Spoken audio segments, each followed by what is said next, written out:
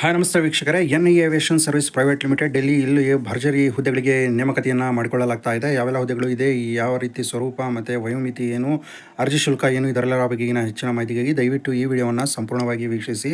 ಇಲ್ಲಿ NI aviation service private limited ಇಲ್ಲಿ online ಮುಖಾಂತರ ಅರ್ಜಿಯನ್ನು ಇಲ್ಲಿ ಸಲ್ಲಿಸಲು ಇಲ್ಲಿ ಕೆಲವೊಂದಿಷ್ಟು ಹುದ್ದೆಗಳಿಗೆ ಅರ್ಜಿಯನ್ನು ಆಹ್ವಾನಿಸಲಾಗಿದೆ. ಏರ್ಪೋರ್ಟಲ್ಲಿ ಈ ಹುದ್ದೆಗಳು ಲಭ್ಯವಿದ್ದು ಇದರ ಒಂದು ಹುದ್ದೆಯ ಸ್ವರೂಪವನ್ನು ನೋಡಿದರೆ ಕಸ್ಟಮರ್ ಸರ್ವಿಸ್ ಅಸೋಸಿಯೇಷನ್ ಹುದ್ದೆ ಇದಾಗಿದೆ. ಇದಕ್ಕೆ 12ನೇ ತರಗತಿ ಪಾಸಾಗಿರಬೇಕು. ಸ್ಯಾಲರಿ ನೋಡಿದರೆ 13,000ದಿಂದ 25,000ವರೆಗೆ ಇದೆ. ಒಟ್ಟು ಹುದ್ದೆಗಳು 4,787 ಹುದ್ದೆಗಳು ಲಭ್ಯವಿದೆ. ಇದೊಂದು ಉತ್ತಮವಾದ ಉದ್ಯೋಗವಾಗಿದೆ. ಸೊ ಇಲ್ಲಿ ಹೆಚ್ಚಿನ ಮಾಹಿತಿಗಳನ್ನು ನೋಡ್ತಾ ಹೋಗೋದಾದರೆ ಯಾವ ರೀತಿ ಅರ್ಜಿ ಸಲ್ಲಿಸಬೇಕು ಅನ್ನೋದನ್ನು ನೋಡೋದಾದರೆ ಇಲ್ಲಿ ತಾವು ಒಂದು 10 ಮಾರ್ಕ್ಸ್ ಕಾರ್ಡ್ನ ಇಟ್ಕೋಬೇಕು. ಯಾಕಂದರೆ ಇಲ್ಲಿ ಅದರಲ್ಲಿ ತಮ್ಮ ಒಂದು ಡೇಟ್ ಆಫ್ ಬರ್ತು ಮತ್ತು ತಂದೆ ತಾಯಿಯರ ಹೆಸರು ಮತ್ತು ಇತರೆಲ್ಲರ ಬಗೆಗಿನ ಹೆಚ್ಚಿನ ಮಾಹಿತಿ ಇರೋದ್ರಿಂದ 10 ಮಾರ್ಕ್ಸ್ ಕಾರ್ಡ್ ಒಂದು ಬೇಕಾಗ್ತದೆ. ಜೊತೆಗೆ ಇಲ್ಲಿ ಬ್ಯಾಂಕ್ ಪಾಸ್ಬುಕ್ ಬೇಕಾಗುತ್ತೆ. ಜೊತೆಗೆ ಇಲ್ಲಿ ಪಾಸ್ಪೋರ್ಟ್ ಅಥವಾ ರೇಷನ್ ಕಾರ್ಡ್ ಅಥವಾ ಆಧಾರ್ ಕಾರ್ಡ್ ಅಥವಾ ವೋಟರ್ ಐ ಡಿ ಬೇಕಾಗುತ್ತೆ ಅಂತ ತಿಳಿಸ್ತಾ ಇದ್ದಾರೆ. ಕ್ವಾಲಿಫೈಡ್ ಡಿಗ್ರಿ ಸರ್ಟಿಫಿಕೇಟ್ ಸಹ ಕೇಳ್ತಾ ಇದ್ದಾರೆ ಇಲ್ಲಿ. ಆಮೇಲೆ ಜೊತೆಗೆ ಇಲ್ಲಿ ನಿಮ್ಮ ಒಂದು ಪರ್ಮನೆಂಟ್ ಅಡ್ರೆಸ್ ಹೊಂದಿರುವಂತಹ ಒಂದು ಅಡ್ರೆಸ್ ಜೊತೆಗೆ ಪಿನ್ ಕೋಡ್ ಸಹ ಬೇಕು ಅಂತ ತಿಳಿಸ್ತಾ ಇದ್ದಾರೆ. ಇಮೇಲ್ ಅಡ್ರೆಸ್ ಮತ್ತು ಮೊಬೈಲ್ ನಂಬರ್ ಸಹ ಇಲ್ಲಿ ಇರಬೇಕು ಅಂತ ತಿಳಿಸ್ತಾ ಇದ್ದಾರೆ. ಜೊತೆಗೆ ಇಲ್ಲಿ ತಮ್ಮ ಒಂದು ಫೋಟೋಗ್ರಾಫ್ನ JPG ಫಾರ್ಮೆಟಲ್ಲಿ ಅಪ್ಲೋಡ್ ಮಾಡಬೇಕು ಅಂತ ತಿಳಿಸ್ತಾ ಇದ್ದಾರೆ. ಇಲ್ಲಿ ಸಿಗ್ನೇಚರ್ ನಿಮ್ಮ ಕೂಡ ಒಂದು ಅಪ್ಲೋಡ್ ಮಾಡಬೇಕು, ಅದನ್ನು ಸ್ಕ್ಯಾನ್ ಸಹ ಮಾಡಿ ಅಪ್ಲೋಡ್ ಮಾಡಬೇಕು ಅಂತ ತಿಳಿಸ್ತಾ ಇದ್ದಾರೆ. ಯಾವ ರೀತಿ ಸಲ್ಲಿಸಬೇಕು ಅನ್ನೋದನ್ನು ನೋಡೋದಾದರೆ ಇಲ್ಲಿ ಅರ್ಜಿ ಸಲ್ಲಿಸಲು ಮೇನ್ 3 ಹಂತಗಳಲ್ಲಿ ಅರ್ಜಿಯನ್ನು ಸಲ್ಲಿಸಬೇಕು. ಮೊದಲನೇದಾಗಿ ರಿಜಿಸ್ಟ್ರೇಷನ್ ಮಾಡ್ಕೋಬೇಕು. ಜೊತೆಗೆ ಅಲ್ಲಿ ಅಪ್ಲಿಕೇಶನ್ ಫಾರ್ಮ್ನಲ್ಲಿ ಫಿಲ್ ಮಾಡಬೇಕು. ಜೊತೆಗೆ ಲಾಸ್ಟಾಗಿ ಪೇಮೆಂಟ್ನ ಇಲ್ಲಿ ತಾವು ಕಟ್ಟಬೇಕು ಅಂತ ತಿಳಿಸ್ತಾ ಇದ್ದಾರೆ. ಇಲ್ಲಿ ಯಾರೆಲ್ಲ ಅಪ್ಲೈ ಮಾಡುವಂಥ ಅಭ್ಯರ್ಥಿಗಳು ಒಂದು ವ್ಯಾಲಿಡ್ ಇಮೇಲ್ ID ಮತ್ತು ಮೊಬೈಲ್ ನಂಬರ್ನ ಹೊಂದಿರಬೇಕು ಅಂತ ತಿಳಿಸ್ತಾ ಇದ್ದಾರೆ.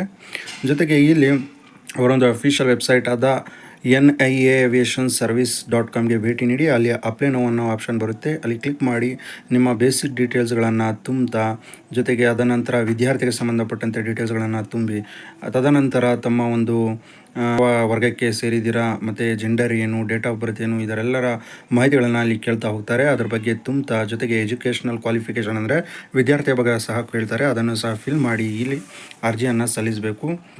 ಪಾಸ್ಪೋರ್ಟ್ ಸೈಜ್ ಫೋಟೋನ ತಾವು ಅಪ್ಲೋಡ್ ಮಾಡಬೇಕಾಗ್ತದೆ. ಜೊತೆಗೆ ಇಲ್ಲಿ ಸ್ಕ್ಯಾನ್ ಮಾಡುವಂಥ ನಿಮ್ಮ ಸಿಗ್ನೇಚರ್ ಸ್ಕ್ಯಾನ್ ಮಾಡಿ ಅದನ್ನು ಸಹ ಅಪ್ಲೋಡ್ ಮಾಡಬೇಕು ಅಂತ ತಿಳಿಸ್ತಾ ಇದ್ದಾರೆ. ಅದಾದ ನಂತರ ತಮ್ಮ ಒಂದು ಅಡ್ರೆಸ್ ವಿಳಾಸ ಏನಿದೆ ಅದಕ್ಕೆ ಸಂಬಂಧಪಟ್ಟಂತೆ ಯಾವ ಬೀದಿ, ಹೌಸ್ ನಂಬರ್ ಏನು, ಯಾವ ಹಳ್ಳಿ ಅಥವಾ ಸಿಟಿ, ಪೋಸ್ಟ್ ಆಫೀಸ್ ಯಾವುದು, ಜೊತೆಗೆ ಯಾವ ಒಂದು ರಾಜ್ಯಕ್ಕೆ ಸೇರಿದ್ದೀರಾ, ಡಿಸ್ಟಿಕ್ ಯಾವುದು, ಪಿನ್ ಕೋಡ್, ಇದರೆಲ್ಲರ ಬಗೆಗಿನ ಹೆಚ್ಚಿನ ಮಾಹಿತಿಯನ್ನು ಸಹ ಕೊಡಬೇಕು. ಇವೆಲ್ಲ ಆದಮೇಲೆ ತಾವು ಸಬ್ಮಿಟ್ ಬಟನನ್ನು ಕೊಟ್ಟರೆ ಆ ಒಂದು ಅರ್ಜಿ ಸಲ್ಲಿಕೆ ಆಗುತ್ತೆ. ಸೊ ಇದಿಷ್ಟು ಯಾವ ರೀತಿ ಅರ್ಜಿಯನ್ನು ಸಲ್ಲಿಸಬೇಕು ಅಂತ ತಿಳಿಸ್ತಾ ಇದ್ದಾರೆ. ಅರ್ಜಿ ಶುಲ್ಕ ಏನು ಅನ್ನೋದನ್ನು ನೋಡಿದರೆ ಕಸ್ಟಮರ್ ಸರ್ವಿಸ್ ಏಜೆಂಟ್ CSA ಈ ಹುದ್ದೆಗೆ ಒಟ್ಟು ₹400 ಪ್ಲಸ್ GST ತಗಲಲಿದೆ ಅಂತ ತಿಳಿಸ್ತಾ ಇದ್ದಾರೆ. ಇದು ಎಲ್ಲ ವರ್ಗದವರಿಗೂ ಸಹ ಒಂದೇ ಒಂದು ರೀತಿಯ ಒಂದು ಫೀಸ್ ಆಗಿದೆ. OBC ಆಗಿರಲಿ, SC ಆಗಿರಲಿ, ST ಆಗಿರಲಿ, ಯಾವುದೇ ಹಿಂದುಳಿದ ವರ್ಗಗಳಾಗಿರಲಿ ಎಲ್ಲರಿಗೂ ಸಹ ಇಲ್ಲಿ ಒಂದೇ ಯೂನಿಫಾರ್ಮಿಟಿ ₹400 ಪ್ಲಸ್ GST ಅರ್ಜಿ ಶುಲ್ಕ ಆಗಲಿದೆ. ಇದು ಎಕ್ಸಾಮಿನೇಷನ್ ಫೀಸ್ ಅಂತ ತಿಳಿಸ್ತಾ ಇದ್ದಾರೆ.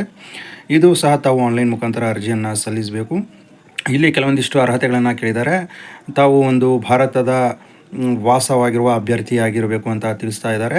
ಮತ್ತು ವಯೋಮಿತಿ ನೋಡಿದರೆ 18 ವರ್ಷದಿಂದ ಗರಿಷ್ಠ 27 ವರ್ಷ ಅಂತ ತಿಳಿಸ್ತಾ ಇದ್ದಾರೆ. 1 ಜುಲೈ 2025ಕ್ಕೆ ಅನುಗುಣವಾಗಿ ಅಂತ ತಿಳಿಸ್ತಾ ಇದ್ದಾರೆ. ಜೊತೆಗೆ ಇಲ್ಲಿ ಎಜುಕೇಷನಲ್ ಕ್ವಾಲಿಫಿಕೇಷನ್ ಮೇಲೆ ಹಾಗೆ PUC ಆಗಿರಬೇಕು ಅಂತ ತಿಳಿಸ್ತಾ ಇದ್ದಾರೆ. ಜೊತೆಗೆ ಇಲ್ಲಿ ಫಿಸಿಕಲ್ ಫಿಟ್ನೆಸ್ ಸಹ ಆಗಿರಬೇಕು ಅಂತ ತಿಳಿಸ್ತಾ ಇದ್ದಾರೆ.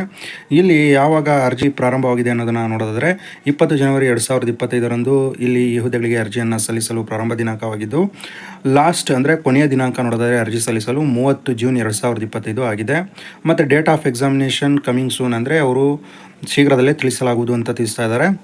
ಮೋಡ್ ಆಫ್ ಎಕ್ಸಾಮಿನೇಷನ್ ಅಂದರೆ ಯಾವ ರೀತಿ ಎಕ್ಸಾಮಿನೇಷನ್ ಇರುತ್ತೆ ಅಂದರೆ ಆಫ್ಲೈನ್ ಮತ್ತು CBT ಇರುತ್ತೆ, ಕಂಪ್ಯೂಟರ್ ಬೇಸ್ಡ್ ಟೆಸ್ಟ್ ಇರುತ್ತೆ ಅಂತ ತಿಳಿಸ್ತಾ ಇದ್ದಾರೆ. ಯಾವೆಲ್ಲ ಅಂಶಗಳಿಗೆ ಈ ಒಂದು ಎಕ್ಸಾಮಿನೇಷನ್ ನಡೆಯುತ್ತೆ ಅನ್ನೋದನ್ನು ನೋಡಿದರೆ ಜನರಲ್ ಇಂಟೆಲಿಜೆನ್ಸ್ ಆ್ಯಂಡ್ ರೀಸನಿಂಗ್ಗೆ 25 ಕ್ವಶನ್ಸ್ ಇರುತ್ತೆ, 25 ಅಂಕಗಳಿರುತ್ತೆ. ನ್ಯೂಮರಿಕ್ ಆಪ್ಟಿಟ್ಯೂಡ್ಗೆ 25 ಕ್ವಶನ್ಸ್, 25 ಅಂಕ. ಜನರಲ್ ಇಂಗ್ಲೀಷು ಸಹ 25 ಕ್ವಶನ್ಸ್, 25 ಅಂಕಗಳಿಗಿರುತ್ತೆ. ಜನರಲ್ ಅವೇರ್ನೆಸ್ಸು ಸಹ 25 ಅಂಕ, 25 ಮಾರ್ಕ್ಸ್ಗೆ ಇರುತ್ತೆ. ಒಟ್ಟು 100 ಪ್ರಶ್ನೆ, 100 ಅಂಕಗಳಿಗೆ ಈ ಹುದ್ದೆಗಳು ಇರಲಿದೆ ಅಂತ ತಿಳಿಸ್ತಾ ಇದ್ದಾರೆ. ಇದಿಷ್ಟು ಈ ಹುದ್ದೆಗಳಿಗೆ ಸಂಬಂಧಪಟ್ಟಂತೆ ಹೆಚ್ಚಿನ ಮಾಹಿತಿಯಾಗಿದೆ. ಈ ಎಕ್ಸಾಮಿನೇಷನ್ ಸೆಂಟರ್ಸ್ಗಳು ಎಲ್ಲೆಲ್ಲಿದೆ ಅನ್ನೋದನ್ನು ನೋಡಿದರೆ ಭಾರತಾದ್ಯಂತ ಎಲ್ಲ ರಾಜ್ಯಗಳಲ್ಲಿಯೂ ಇದೆ. ನಮ್ಮ ಕರ್ನಾಟಕದಲ್ಲಿ ಯಾವೆಲ್ಲ ಸಿಟಿಗಳಲ್ಲಿ ಇದೆ ಅನ್ನೋದನ್ನು ನೋಡೋದಾದರೆ ಇಲ್ಲಿ ಕರ್ನಾಟಕದಲ್ಲಿ ಬೆಂಗಳೂರು, ಮೈಸೂರು, ಮಂಗಳೂರು, ಹುಬ್ಬಳ್ಳಿ, ಧಾರವಾಡ, ಬೆಳಗಾಂ, ದಾವಣಗೆರೆ, ಗುಲ್ಬರ್ಗ, ಬಳ್ಳಾರಿ, ಶಿವಮೊಗ್ಗ, ತುಮಕೂರು ಈ ಎಲ್ಲ ಕಡೆ ಇದೆ. ಸೊ ಹೆಚ್ಚಿನ ಮಾಹಿತಿಗಾಗಿ ಇದರ ಒಂದು ಅಫಿಷಿಯಲ್ ನೋಟಿಫಿಕೇಶನ್ ಸಹ ನನ್ನ ಯೂಟ್ಯೂಬ್ ಚಾನಲ್ ಡಿಸ್ಕ್ರಿಪ್ಷನಲ್ಲಿ ಹಾಕಿರ್ತೇನೆ. ಅದನ್ನು ವೀಕ್ಷಿಸುವುದರ ಮೂಲಕ ಹೆಚ್ಚಿನ ಮಾಹಿತಿಯನ್ನು ಪಡೆಯಬಹುದಾಗಿದೆ. ಯಾರೆಲ್ಲ ಹೊಸದಾಗಿ ಈ ವಿಡಿಯೋವನ್ನು ವೀಕ್ಷಿಸ್ತಿದ್ದಾರೋ ಅಥವಾ ಹೊಸದಾಗಿ ವೀಕ್ಷಿಸಿರೋ ವೀಕ್ಷಕರಿಗೆ ದಯವಿಟ್ಟು ನಮ್ಮ ಕರುನಾಡು ವಂದನೆ ಯೂಟ್ಯೂಬ್ ಚಾನಲ್ನ ಸಬ್ಸ್ಕ್ರೈಬ್ ಮಾಡಿ, ನಿಮ್ಮ ಫ್ರೆಂಡ್ಸ್ ಆ್ಯಂಡ್ ಫ್ಯಾಮಿಲಿಯಲ್ಲಿ ದಯವಿಟ್ಟು ಶೇರ್ ಮಾಡಿ. Thank you for watching. Have a good day.